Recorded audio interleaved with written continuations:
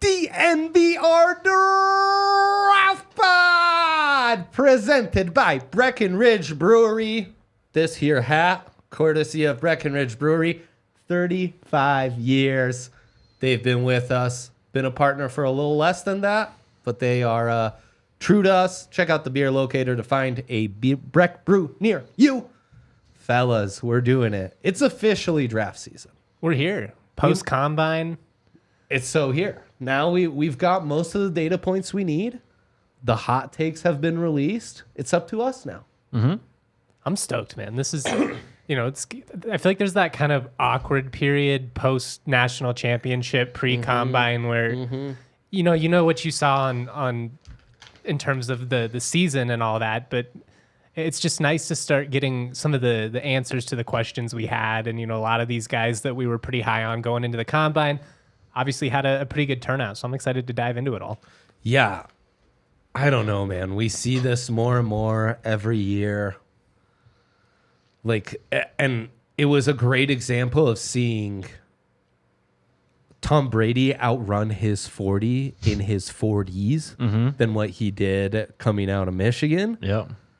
For some of this is like we've just cheated the system. These guys are too good. They're full-blown professional athletes now. Yep. And it's just more and more insane, the kind of testing that comes out of this. Yeah, it's more like an Olympics event at this point. 100%. I mean, just some incredible athletes on display at Indy. Let's get into some of our biggest storylines coming out of that. Where do you guys want to start here, fellas? Was it worrisome to you guys at all that none of the top quarterbacks threw? Does it matter? I really don't think it matters anymore. I think you want to go in a controlled setting. I think you want to just make the show all about you at the pro day. Whether it's Johnny Manziel wearing a full helmet and gear or Josh Allen just launching moon balls in a small little gym in Wyoming. That's where you're going to get your real. But then again, a guy like Penix looks so good. How much does that help him? Well, I was going to say, I'll actually go the other way. And I think it's a little helpful to just see all those quarterbacks in quick succession, just throw right after one another. You can really compare them at that point. I know it's in underwear and jumpsuits, but it's still the most direct way you'll ever have of being able to compare them. Mm-hmm. And it's kind of like being at a summer practice, being a quarterback coach, just kind of watching the drill behind your two quarterbacks. Yeah. It's that same kind of view and feel you'd get. Do you mind?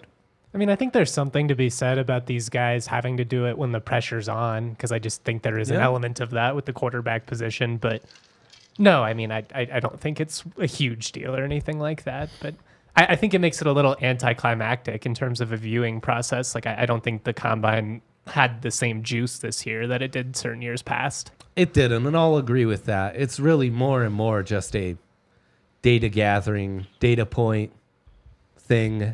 You get your data points, you move on. It just enriches your evaluation and your overall ability to put this player's potential and ability into context. So much of it comes back to the constant conversation we're having about margins, So on that, to me, the biggest storyline coming out of the combine is this is a 3 franchise left tackle class. Because Troy Fatanu, the Washington left tackle, who most of the year has been projected to be the top interior offensive lineman, they were the number 1 rated O-line in the country, right? They won the award. Yeah, Joe Moore Award. Yep.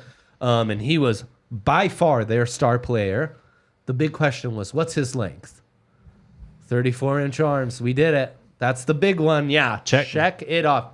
Sub 6'4", just barely, like 6'3" and 3/8. I don't know. But I think this guy, with the absurd athleticism he demonstrated, with the incredible season he had, with adequate length, And then the drills he did, he looks insane. He moves like a linebacker. I think it's officially a 3 franchise left tackle class. We've talked about how loaded this class is at right tackle. The left tackle prowess is huge, though. It's a welcome refresher from the last few years where it's like, maybe you do have 3 guys, but you're holding your breath on the third, whether they can do something or, convert a position, whatever it is. So it's nice. It's great for the league, honestly, because we need these guys. Lots of teams need these guys. Broncos, we could talk left tackle for the Broncos too if we wanted to, So it's huge for them. And, when you get into the conversation about what the Broncos do in the first round this year and the long-term projection of building this team, rebuilding this team, really. Because that's what we're doing, right? Justin Simmons today is like officially taking a few steps back to build this from the ground up the right way. Yeah. And Bowles is, there's going to be a decision there. He's an older player, has been ever since he's been in the NFL. Well, he will be. Yeah, he's old now, but still, it's nice to see that the Broncos it's a great draft. It really is a really good draft, but the Broncos are going to have options to go whatever way they want to in the first round. I think it's an encouraging draft for a team that has a lot of roster holes in some of these key positions. If I had to set the over-under for offensive tackles to go in the top 20. Oh, my gosh. 5.5, 4.5? Is that too high for top 20? First round, that'd be a lock. But 4.5, I'm hammering. I think 5.5 is a question. I like the over. Now, that's top 20. Round 1, we're hammering 5.5. Yes. Yeah, it might be like 8 tackles round 1. JPJ's going. Graham Barton's going. Mm-hmm. The Houston left tackle, the BYU left tackle jumped off the page. JC Latham's size is insane. Where are we at with Jordan Morgan now? Right, he tests really well. The Oregon State kid, he's Fuaga getting a ton of love. Yeah, Talisi and Fuaga are Talisi Fuaga. That's a guy I like a lot, and I feel like he'd kind of flown under the radar. He was kind of he's a run blocker. I like it. Yeah. And then you just see how he moves at the combine. I will say, while it didn't have the juice in terms of the quarterbacks, it was a spectacle watching some of these big guys move. 100%. And again, gosh, I feel like it's years of us crapping on the O-line and the development of the O-line and where's it at. Then you have a class like this where it's like, man, do I like what I'm seeing. And the thing about Fatanu is I do wonder, are we transitioning football-wise from just the biggest, most athletic, longest traffic cone possible for me to execute a 5-step drop? Just find me someone who's hard to get around. Right. Actually, I'm willing to compromise with a better athlete, someone who can initiate the contact, who has that lower body athleticism to match and mirror, and can disrupt that defensive rhythm better that way, Because we are more used to, now it's not just a 3-5-step drop. Your quarterback's scrambling around, and you need that mobility and ability to adjust. And maybe a little more agile, Well, it's all part of the Shanahan coaching tree revolution with trying to get outside. Yeah. Yep. You put this guy in a zone blocking scheme. Right. Watch out. Yeah. So I feel great about that. And from the Broncos' perspective, I don't think it just means, hey, now we approve if Fatanu dropped at 12 to take him and make him your franchise left tackle. Fashanu could drop to 12 now, right? Easily. Stock's slowing down just as Joe Alt, not implausible, right? No. And even if those 3 guys go, then you feel good about the other O-lineman who could drop. Or maybe that means a wide receiver drops, right? Well, and it's where it gets really interesting from Denver's perspective, obviously, is it's going to be the great debate of the offseason. People in the comment section are like, well, is this class that encouraging if you have to take a quarterback at 12? You're not guaranteed to take a quarterback at 12, given the cap situation. You could rock with Stidham for a year, just try and stockpile talent everywhere else. I don't think this Simmons move is going to be the last. Maybe you dump, somebody else and you add some more draft capital. I guess all I'm saying, and we got kind of derailed here, I just wanted to acknowledge this comment here from Ashton, is I think there's still quite a few moves to be made when it comes to the Broncos. Definitely. And I think trading up is on the table. I think moving back is on the table in the right circumstance. Moving and back so has much to of be a it, big priority.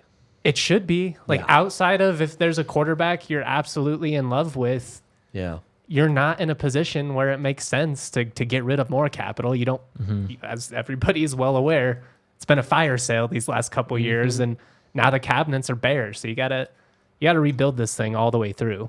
Well, and the bigger thing for quarterback is, do you want a rookie quarterback with this roster? Oh, see, And here's with being in cap hell for a couple years? It feels like a waste of what's supposed to be a great situation. Right. That's the benefit of having a rookie quarterback is you get cap relief from it. Yep. But when you're already kind of dealing with so many restrictions, so much dead money, so many aging players, it's like...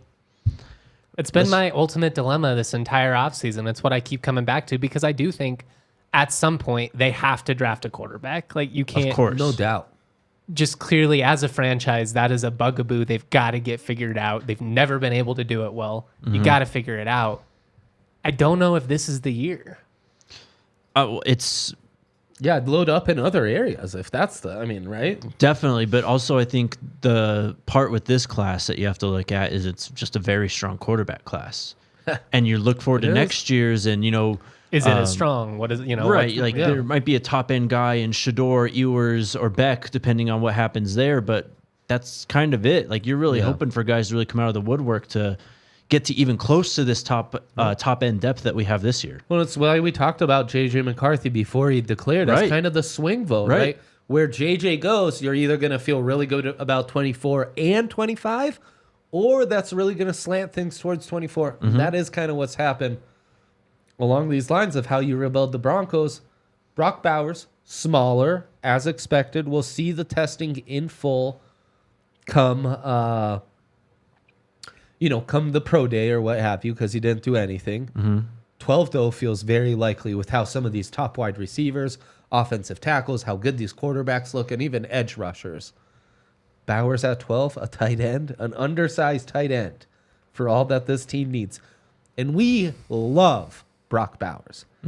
He's lost, one college game in his career? Yeah. 2 natties? Not bad. One regular season game, or one non-national championship game. Yeah. I think it's the same dilemma of, like, I like the value of Bowers at 12 because I do think he's a generational type tight end. Does it actually make Denver any better in the next 3 years? I kind of doubt it. Who's throwing him the ball? But here's the thing, though, man, is like this roster is just so subpar compared to many playoffs. Just add talent. Exactly. Just stockpile talent. But if that's the case... There's never been more of a year to just take best player available. Who cares about needs? This whole thing needs to be rebuilt. Yeah. It's a fair point. But you're right. It seems so rough to, like, we're so starved for premium assets. The one premium asset you have, you use it on a tight end. It kind of feels like what the Falcons have done the last couple of years, where it's like, I understand what you were doing talent-wise, but you are no closer to competitiveness than you were, before the draft. And great point. Knowing Sean Payton's history, I think it's more likely they try and rebuild the offensive line and basically go inside out before you worry about some of the skill position stuff. That's the thing too, and that's why, at least for me, I know a lot of people are kind of iffy right now on Sean Payton and like the future of the franchise, but that's why I'm still so high on Sean Payton, is I know he's going to invest in the trenches, particularly the offensive line, even if the decision is to kind of kick the can down the road another year and we'll do the quarterback thing next offseason. Like, he's going to try and improve this offensive line no matter what. Yep. That's just what he does. Inside out. We've talked about it. Gosh, from the moment we were even sniffing around Sean Payton. Yep. How loaded is this wide receiver group? Electric. It's probably as deep as that group we talked about a couple years ago. 2020? 2020, yeah. Since the 3 of us started doing the draft pod, right? And Jake came aboard. It's been the best position group of every draft we've talked about on this podcast. Yeah. I think this is the 4th class we've done together. Yep. With us 3, yeah. Every year we go no with end these receivers. In sight. No end in sight. This is the best of them yet. Right? You said they compared to what? What was that class? 2020? That was the one where you had like CeeDee Lamb and Judy and Ruggs. And Ruggs. And Justin Jefferson. And yeah. there were a couple of duds too. Is Cooper Kupp in that one? No. Well, No. No. Routes not but there were exactly there were some good mid-round picks too from receivers in that. Well, it was that's just an the thing. insane And I mean, class. Adonai Mitchell, massive wide receiver from Texas, a guy months ago we were talking about we might like him better than Xavier Worthy. And he played in the biggest games. You couldn't keep your eyes off him. He's just Absolutely. making plays left and right. And at his size, his numbers are bonkers. Brian Thomas, LSU. What the fuck did we just He went witness? super under the radar this year. Yeah. He's crazy. I mean, And his he's production getting was top fine. 20 love Yeah. right now. Xavier Worthy, he was supposed to show up. Well, he breaks the 40 record. I mean, blazing speed. It's crazy. I will say, I don't like to anybody that watched Xavier Worthy. That wasn't surprise. That is his game. It's just burning you. He had to do that, yeah. We know he's fast in a straight line. Also, by the way, some of the ugliest drops of any wide receiver on tape. So that's the evaluation you need to do there. Johnny Wilson, massive wide receiver for FSU. Runs like a 4.5 flat. I mean, just on down the list. Romo Dunze with crazy numbers. I mean, Keanu Coleman's the only guy who didn't impress. But then there's that tweet that I sent you guys, the Tell next us gen about stats. He ran what was his number in the 40 again? Do you have it off the top of your head? Like 4.6 something? It was 4.6 something. It It wasn't low good. 4.6. It Yeah. might have been the slowest 40 of any wide receiver. It's like a 4.61, which again goes to show you how good these guys are. Because 10 years ago, 4.61 was more middle of the road than it Right. was like dead last. Yeah. Well, I always come back to like that's probably like what Jerry Rice would have ran. Is a Jerry 4.6, Rice ran 4.7. I think he ran a low 4.6 or a high 4.7. Yeah. So 4.61 is what he ran. But then in the gauntlet drill, he charts the fastest in drill time of Yeah. any wide receiver. 23 Tops- miles per hour, something like that. I don't think it was 23. I think Okay. he topped near 21, 20 and a half or But something like that. that's blazing. Like that's some of the fastest times you would have recorded in an NFL game per next gen stats last year. And we've talked about this in the office after it happened that day, but it's like 4.5 speed isn't slow. No. And guys who are 4.5 4.9 speed's not slow. No, for sure. But guys in the NFL who are 4.5, if they have an open field, they score. It's just exactly that's right. how it works. That's exactly right. So I know the chat's a little bit down on how do the Broncos fix this. Well, I tell you, part of it is you draft a wide receiver and you don't force the pick. You wait for those guys to drop to you. Well, and I think Because that's what this class affords you to do. the key distinction between what the Broncos are doing right now versus what they have done the last couple of years, including even last year with Sean Payton, with this move, with letting Russ go, eating this money, getting rid of Justin Simmons, has been your most consistent player, probably the face of the franchise post Peyton Manning. You are finally accepting we're doing a full rebuild. That's never been the case. You see people in the comment section, well, they spent big money on free agent offensive linemen because they were trying to plug in and play now. They weren't trying to build for the future. It was all about we're going to be competitive now. We're going to make a push for the playoffs now. We only needed a quarterback. We had everything else. Now we got the quarterback. As we found out, they didn't have the quarterback. And because of that, they're finally, for the first time in 9 years, going to do it the right way, at least in theory.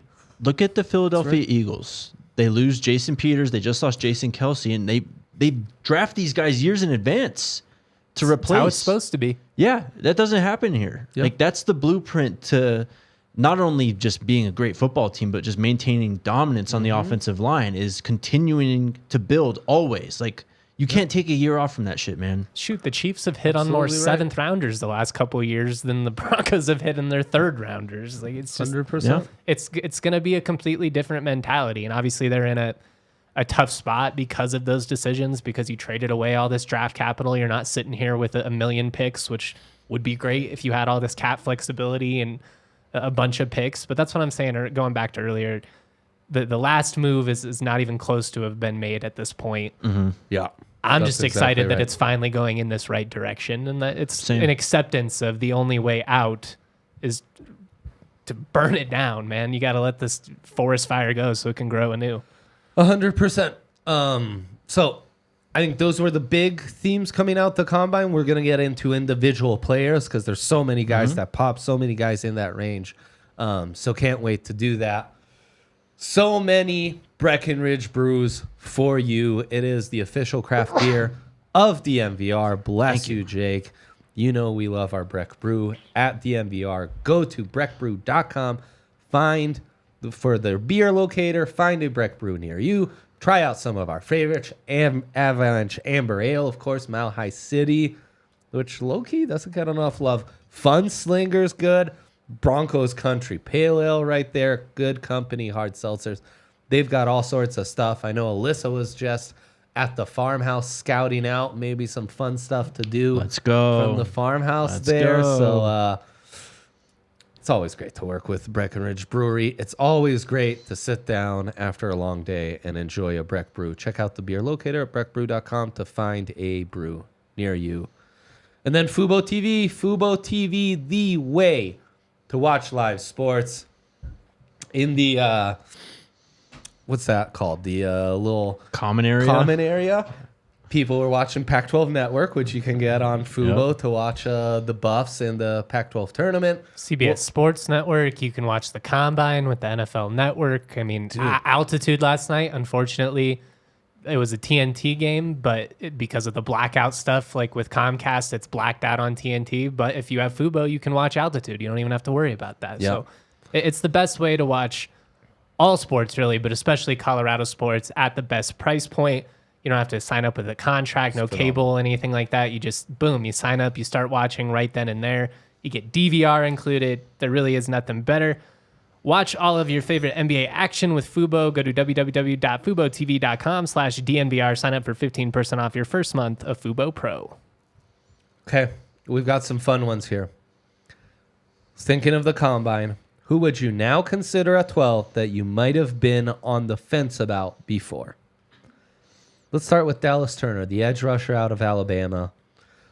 A guy who you see him, you like what you see, but he's far from a polished product, right? Yeah. He moves so well in all areas. I could see him dropping in coverage. Obviously the athleticism rushing the passers there. The athleticism in pursuit as almost a sideline to sideline, more off-ball linebackers there, right? Like the dude has it all, but he's not. What I just described is like the TJ Watt package. Right. That's that kind of talent. Pass rush moves, consistency. He's not polished in any one of these areas. But boy, he had some otherworldly testing. This is a guy, frankly, a big reason why Drew Sanders probably transferred to Arkansas, right? Yeah. As a 5-star, the best athlete coming out of Texas. Goes to Bama, then transfers to Arkansas. How do we feel about Dallas Turner at 12?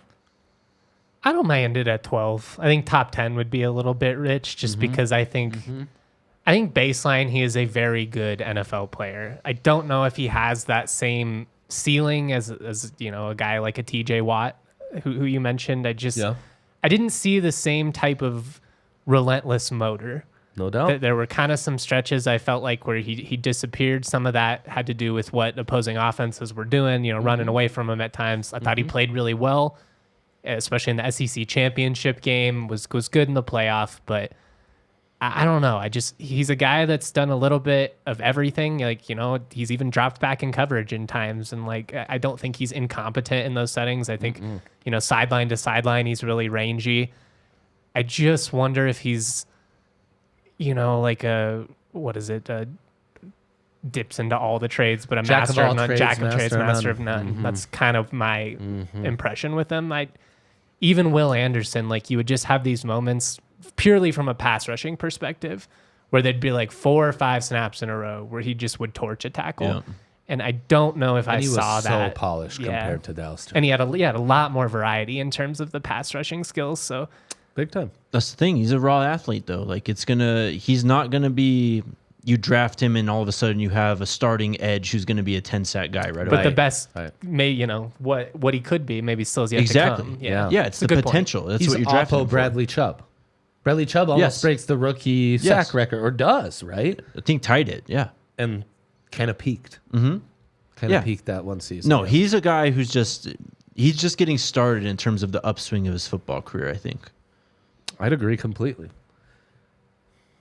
Yeah, maybe not my first choice, but boy, he's shown me enough. But that would make sense, though, right? That's kind of the range you're in at 12. It's not the home run guarantee. Man, I can't believe I'm getting this guy. But it's that range of this guy could be that top 5 if he reaches his ceiling. Right. Or he could be like, around 20, which is, the floor. And either as long as you get that, it'd be fine. But Yeah. again, just for a team that really lacks depth at edge, I don't hate it, but I also don't know if he's like the guy that comes in and all our issues are solved. Right. And it's also like, oh, we added another high upside toolsy edge rusher. Meet Baron Browning and Drew Sanders, like, they're really different from your profile. Not. Brian Thomas Jr., we talked about him, the LSU wide receiver. Would have been unfathomable to talk about him as a top 15 pick a month ago. I think a first-round pick a month ago would have been 100%. In play, but yes. Top 15, top 12 even. Yeah. Now, though, it's like, well, shit. They need speed, man. Probably would draft him ahead of Keanu Coleman, right? Oh, definitely. Am I saying his name? Keon Coleman. Keon Coleman. Damn it. I know I could feel it that I'd gone back to my old ways. Why would I do that? I like Keanu better. It's more it's like a character out of the Matrix. Brian Thomas, man. Yeah, he's the wide receiver at LSU opposite Malik Neighbors. He's bigger, 6'3". He ran a 4.3. He showed good hands. He showed good ability to, extend away from his body, be competitive at the catch point. There's some raw traits. That offense, maybe you're not the most polished route runner, whatever, but God, that's all the tools to build on are there. The toughest part I had with LSU wide receivers is Daniels runs around so much. Sometimes it's hard to gauge, like, what was unstructured, what was... Some of their plays was just, like, pure athleticism. Is like, is that going to translate? I don't know. Yeah. But he's also a guy that I think if they played with more structure and they took advantage and just like, hey, we're going to get a quick screen real quick. Hey, we're going to fly over the top. We're getting the ball in his hands a little bit more consistently. I don't think anybody would have been shocked by this because he just, I just think Neighbors had a little bit better chemistry. And so he got a little bit more consistent targets, didn't necessarily, I don't know, didn't stand out the same way in some of those big games. But especially when Neighbors is so good. He's ridiculous. But when you go back, I guess, and watch him and you find those stretches where he is able to get some space in the open field, you're like, oh, yeah, he runs that way in pads, too. It's not just the underwear stuff. 100%. Had a hell of a season. I mean, he scored touchdowns at an insane rate. 17 touchdowns and 68 receptions is wild. Yeah. It was like a quiet 17 touchdowns. Yeah, it really was. Yeah. I think he led the SEC in touchdown. Yeah. Well, he wasn't even, like you said, he wasn't even like a first-round lock a month ago at this point. So, do you like him at 12? Thing is, that wide receiver with all the Broncos needs, you wait at for the third. Exactly. That's... In this draft, with where they're picking and the needs and the way the team is headed right now, wide receiver's not the pick at 12. And what you could get at 40, you could probably get the same production for the next 2 years. Give me Ladd McConkey. Trade up to the second round. Give me Ladd McConkey instead of spending your first on a Brian Thomas. Right. Romo Dunze drops too. You're saying the same thing? Well, I mean, the three premier guys at wide receiver, I think you got to take. As much as we love these other guys, I still think at the next level, Odunze might be the most productive guy. Just everything he does translates. He gets my spidey senses tingling too, because it's like, well, what can't he do? That's what I mean. And that Washington tape is sick. As sick as Penix is, it's so hard to stay focused on one guy because it's like, whoa, what did the left tackle just do? What did Odunze just do? What did Jalen They were Pollock dope, man. do? They were they're dope. So good. Neighbors is my guy, though. He reminds me of AJ Brown. Neighbors is I like that comp. Yeah. in a 5'11" bot. I mean, right, but in knowing terms full of well, this Just like is a what guy. he looks like out there, though. well, yeah, the run after the catch, the route running, Yep. just the speed. He's got the complete package from that standpoint. 100%. What about my guy Byron Murphy, the top interior pass rushing defensive tackle, number 90 for Texas? He comes out blazing speed on the 40, really good RAS in all. We talk about it all the time. Fewer and fewer of these guys come through in the draft, which makes them more and more valuable. Mm-hmm. I am seeing mocks having Murphy mocked as high as 13th. Do we go one notch higher at 12th? I'd be fine with it. Is he the run stopper that this defensive front needs? I think so. He could be, definitely. I mean, when you watch Texas at their peak this year, what they did in the trenches was insane. And especially, I mean, the game against Alabama obviously is the one that stands out the most. But I mean, Great call out. you try to watch them run. You try and watch Bama run the ball against them. Yeah. It did not happen. Honestly, that Washington O-line didn't look all that great against No. that D-line either. No, they're. I mean, those dudes are brick shit houses. You aren't moving. They were them. monsters, bro. I love the term brick shit houses so much. I mean, him and Sweat, man. I think they've had a great offseason or draft season in terms of improving their stock, and I think that both can do what they did in college at the NFL level. I'd absolutely take Byron Murphy at 12. Like you said, it's just so rare. You don't find a guy at that size that moves like this. No, I know. And To me, like the value of that position, I know it's not the sexiest pick, but again, like those are the moves that actually bring you closer to being consistently competitive. Is fix that interior D line. I mean, goddamn, they couldn't stop anybody from running the ball last year. Right. Or create interior pressure. Yeah. Like, guess what? These tools, these young edge rushers, they're not going to get anywhere unless you have someone who's able to get some penetration up the middle and funnel the quarterbacks out the pocket towards them. When all of a sudden your edges look a hell of a lot better too. You know, the Nick Bonitos of the world. That's exactly right. Yeah, that's exactly right. Got a few more names I want to get into. Got a few more names that maybe now we're more skeptical to select for the Broncos based on the combine. Always within this category, though, Nate Wiggins runs a 4.29. Slender, but has the height, over 6 foot. Yep. Corner from Clemson. Clemson's fallen off, but the defenses have still been very good. And Wiggins, there's some stuff that'll make you not want to pound the table for him as a prospect. But then that flexibility, that speed, that cover ability, that potential to be a one-on-one cover guy when we're pumping out 20 freak wide receivers into the league every single offseason, well, there's a premium to that guy. I mean, he's going to be able to run with anybody. And I mean, when you run that fast, 12th is not out of reach, right? Yeah, I will say I don't sense the same physicality from him that you see from a 100%. Terrion Arnold, Yep. a Quinyon Mitchell. I 100%. especially opposite of PS2. We've made this point so many times. You're going to get thrown at a lot. And I kind of want a guy that has a little bit of dog in him, that's not afraid to get torched, once every 8 weeks, but he's going to get a ton of plays in between. I don't hate it, but there are guys I like better, including either of the Bama corners. I've obviously been really high on Quinyon Mitchell back now for going back to the season, but I don't know. I don't know if I love him at 12. What about you? Feels a little rich. That's all. No, This is is way too high. No, don't let the 40 change your evaluation here. Yeah, that's why we did this. Ooh, I was a little nervous about that one. I'm being honest. No, I was like, no. I know he runs well, but No, look, man. I mean, that's his calling card. He's a long guy, but he's kind of thin. Yeah. I think he's got nice hips, but it's like I liked Emmanuel Forbes last year better, and Forbes in his first year had some struggles, right? Skinnier. right. But He like- was way longer though. Forbes was. Longer, and I liked his ball skills and instincts way more. Yes. So his competitiveness. that's was really more what I was trying to What say. Justin yeah. said, the dog. There's more Yeah. compete. Yep. There's more compete. So that's a huge part. Quinyon Mitchell, Troy Fatanu. I think we've covered those. I think we're in on them at 12, right? Oh yeah, Nothing's really changed there. that's that. If we were in before the combine, bet your ass we're in. Yeah, I got to stick to it at this point. I Yeah. mean, I hope my take comes true, but I really think Mitchell might be corner one.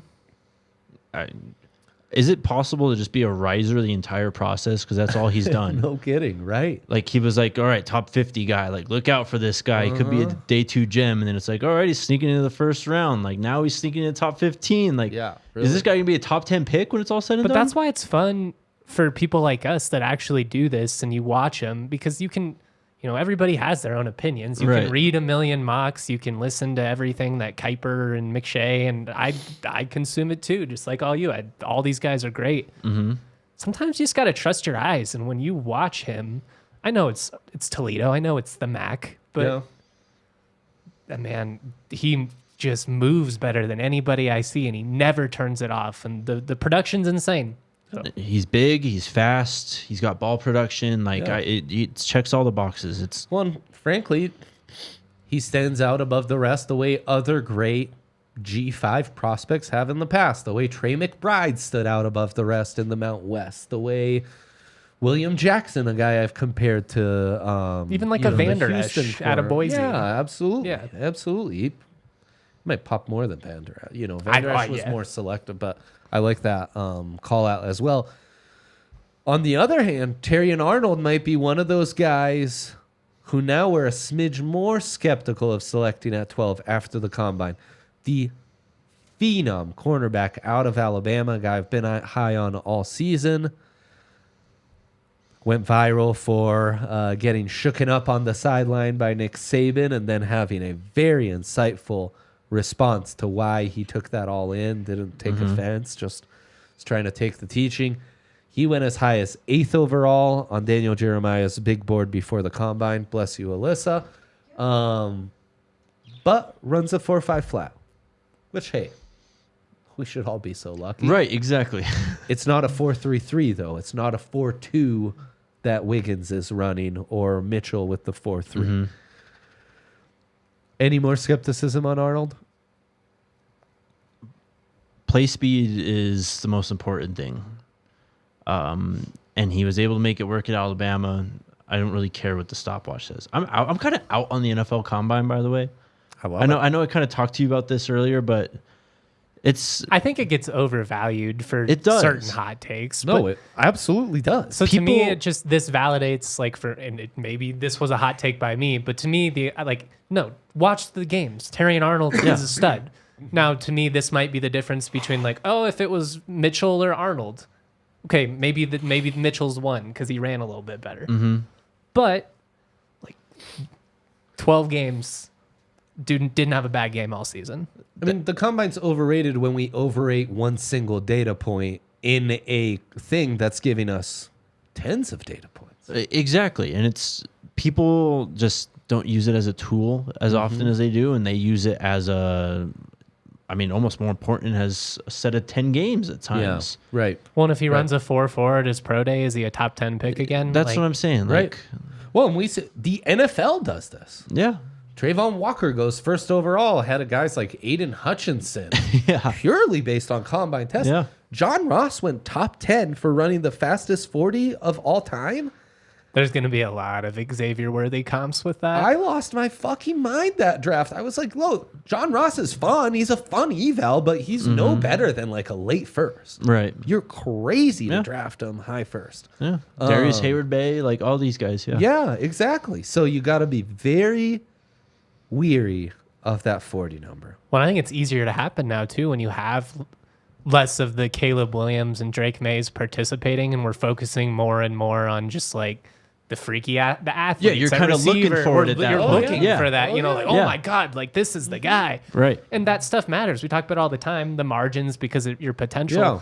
But at some point also, are you a good football player? Regardless of what you do in your underwear, regardless of how fast you run, how high you jump, when, it's not a setting where you're going 11 on 11. Are you a good football player? Yeah. Terrion Arnold is a really fucking good football player. Well, and this is where I talk about the NFL draft is so silly compared to the other drafts. We make it out to be, such an inexact science, blah, blah, blah.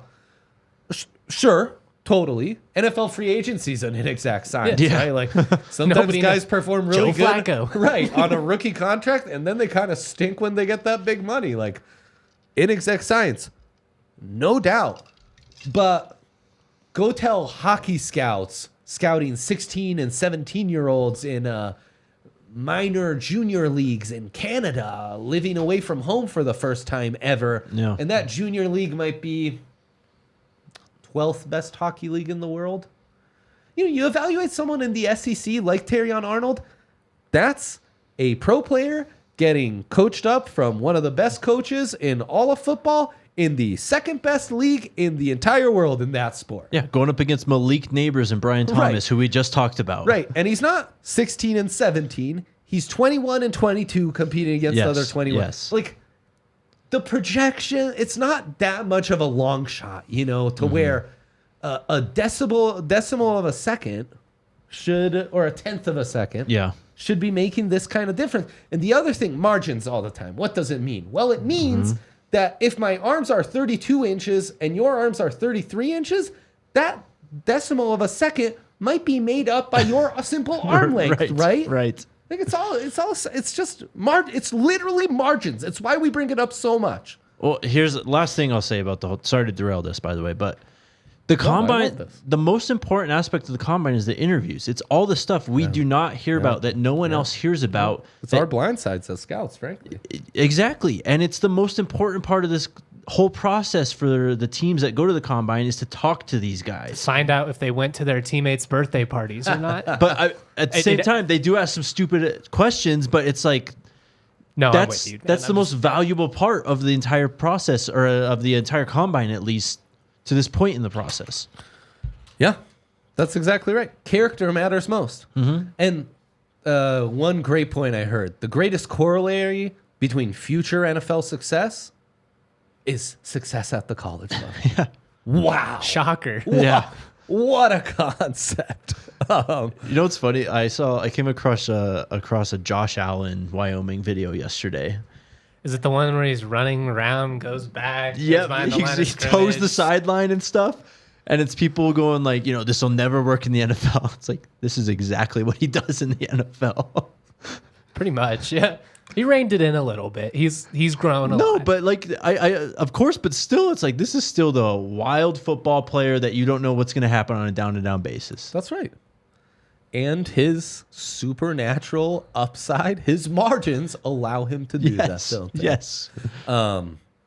Couple more I want to get here, and then some guys who might not be necessarily in that round one mix for the Broncos, but how have our feelings maybe changed on them post-combine? So we talked about Terrion Arnold. Give me Keon Coleman. 12 too high. Is the first round too high? I think so. Here's the thing, and these are the guys I'm kind of weary of, are these contested catch, beasts in college football, because again, the margins are much slimmer. You're going against much better competition. Yeah. You're just not going to win as many jump balls as you were. Like those 70-30 balls truly do turn into 50-50 balls at that point. You know what I mean? Correct. So I think that he's still worth taking a gamble on. Day He's two. a top 50 player for Yes, sure. definitely. But that's why he's not going to make it into that first round conversation, and why the combine kind of validated. Even with that 40, it was just like, all right, yeah, he doesn't have the long speed. You didn't create a ton of separation as is in college. Now you're going against even better DBs, as you said. You kind of made a living just being able to moss everybody over the top, and the likelihood of being able to do that at the next level just feels unlikely. I still think he's going to be a good, productive NFL receiver, but he's not going to be the guy we saw, having a 3-touchdown game against LSU or whatever it was. I mean, he's wonder. got one of the lowest ceilings, I think, of this like top tier receiver group. I don't know, top 8-ish, I guess you would say. It's a good point. At this point. It's a good point. But at the same time, like, he's huge and he's physical. Like, he could be a red zone weapon for someone. Oh, yeah. He just may not be a 15 touchdown guy in the NFL. Do you like It's a good point. him better at like 35 or Lad McConkey at 55? Oh, I'm taking Ladd over Keon Coleman for sure. I love. Would you Ladd take McConkey, Ladd by the way. at 35 over Keon Coleman? Yes, I take Ladd. Do Malik Corley, and I'll take Malachi Corley, and I'll take the Yak God every time. Same. Corley's fun. I will cry on the draft stream if they draft Corley. Like, I love that kid so much. Right. He also tested really well. I've got Amarius Mims in here. Right tackle from Georgia. Yeah. Super talent. When he does test at the combine, confirms even that. I mean, this kid's barely been able to play, like, I think 8 career games. Looks so special. He feels like a top 20 pick with that limited experience. Justin, he can't even make it through the workouts in Indy without being healthy. How skeptical are you? Extremely. Yeah. It's just a huge gamble. Obviously, I mean, he's the prototypical Sean Payton right tackle. Yes, and I think how much risk are you comfortable with in this position, and it'll probably come down to how far he falls. it feels so much to me, and maybe it's not a perfect comp, but just, we're Denver guys, the Nuggets, Michael Porter Jr. There's a world in which he can stay healthy, and that entire pick, it seems like a massive failure, but he has so far, knock on wood.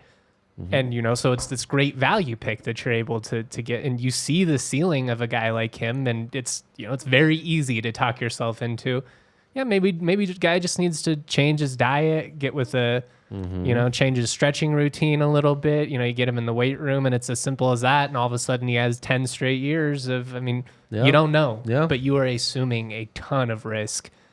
And given, you don't exactly have the luxury of, if he doesn't work out, being like, well, worst case, he's the backup tackle. It's either this guy works out or we're screwed. That's right. I would be very hesitant to take him in the first round. This 12's is too rich. I think so. Way too rich. But I think you said it. This is like the typical Sean Payton guy. Look at what he did with Trevor Penning when he took Terrion Armstead, right? Like, he loves size. Andrus Pete was massive. I could certainly see them trade back, like add a day 2 or day 3 pick, take him at 25 or whatever it is. And 25, you love him because it's like, well, this guy was healthy and played 12 games. You might have took him at 12. Right. It's also right. As of now, right tackle only scares me. Especially when there's, like we said, there's so many left tackles coming out that we like now. Yeah, that's exactly right. So, okay, a little more rapid fire. Broncos targets who are rising or falling that you may be in or out on. Braden Fisk, former Western Michigan, had a spectacular season at Florida State. He out-tests Byron Murphy, and the tape is similar. I'm in. I'm in too. Yep. How early is too early for Fisk? He's not a top 10 player, but I don't think him going top 15 is insane. I don't think it's likely, but I don't think it's insane. Oh gosh, I think you're kind of right. I think he's top like 25. I think is plausible. Yeah, I think he'll go around 18 to 25 ish. So if he went a little higher than that, not shocking. If he fell slightly, not shocking. Again, great football player. Go watch him. Yeah, no, really terrific.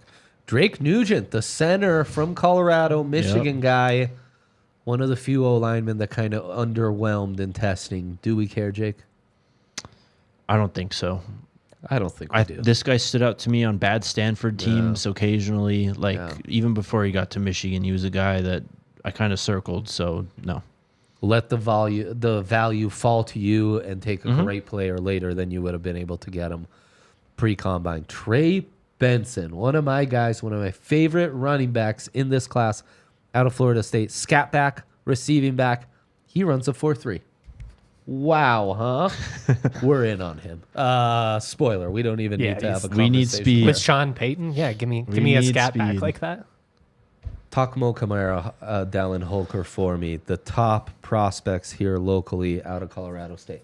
Mo tested really well, ran a 4.58, I think, unofficially, which for him is great. It's what he needed to do. He's got great motor. His relative athletic score was great. Off the charts. Dallin had a nice showing in terms of he had like the highlight because he made the one-handed catch. Did you see that? He thought it was over. The gauntlet? The gauntlet is running with one ball already in his hand, wait, thinking it was over, and then reached out to catch one-handed. Yeah. Sick highlight. It's a nice little moment. He didn't test very well. But his agility testing, very good. It's better than I thought it would be. I wish he would have ran a little better. It's the jump and the 40, the explosiveness. So the straight line speed, the explosiveness where he fell short. But agility, ability to wiggle open and stuff is there, you know? He's a guy, I mean, it's another one of those guys, you watch him in game, he just always is open. He always would find space. He would come back to the quarterback when he's trying to turn around. I think he's going to be a nice value pick for somebody late. You mentioned him, Jordan Morgan, the left tackle from Arizona. A little down on him coming off the Senior Bowl. Length wasn't ideal. One-on-ones were a bit mixed bag. Tested really well, though. Just the tape is he's dominant. Yeah, it's awesome. The arm length is something that I don't know. Like, what do you think? You tell me about that. I am having conversations with Full myself. circle, guys. We're gonna do it. We're gonna do it. Like a month ago, I was like, I don't care that his arms aren't long enough. The dude kicks everybody's ass. Does arm length matter anymore? But that's the thing is, I always thought it did. Well, margins. It does. It does. But he might be the exception. Everything matters. Can he play guard? It just matters relatively. Yes, I think without a doubt. Do you think he can play guard? Do you think he's too big? He's a really mobile, like left guard. Yeah. Okay. So if nothing just, else, he's not my grinder right guard that I'm running 20 times behind. Right. He isn't. I'm in. Then I'm still in. He might be zone scheme only too. that'd be So fine like, though. we're about him as a prospect, maybe not as a Bronco though. Yeah, but just get him in the Yeah. right fit. Yeah. You know. Good distinction though. Yeah. Yeah. Anyone else on this list you guys wanted to get into? I mentioned a couple. Latu. That's my guy. Tested well. He's the most complete. He tested he checks all these boxes, man. Again, He's a dog. He's got the motor. Yeah. I know that it's the injury concerns. But we're not But if hearing a ton of buzz about that. No, and it's not like he's And not Penix, going to be a too, it top seems 10 like guy. we're Like, chill. Oh my! If we can get into Penix, then I mean, just watching him spin it out there, bro. There's not anyone besides really Caleb, maybe JJ, in terms of pure arm talent. You love Penix. You can't teach what he does, man. Like that is just an intangible thing. dude I'm can with rip you. it. He looked good. He looked really good. Also, Yeah, my they guy do Blake love to. Corum kind of showed out a bit too. Hey now. Marshawn Lloyd, too, the USC running back. Mm-hmm. Could be some good backs. Oh, my gosh. So much to get into. Thank you to producer Alyssa for making all this work. Boys, it's position preview time. Let's get into it. No Let's ifs, get into ands, or buts about it. I'm ready. We see what we're going to get into. We start next week, and then we don't stop ever. This was amazing. Thank you to the chat. We'll get into more of your questions. I love this comment from Chris about the combine is great for suckers like Al Davis. I'll stop myself there. Leave us a thumbs up. We really love doing these in the offseason, so we really appreciate all the support. Keep tuning in, and we'll be back next week. See ya. We all silly like the mayor.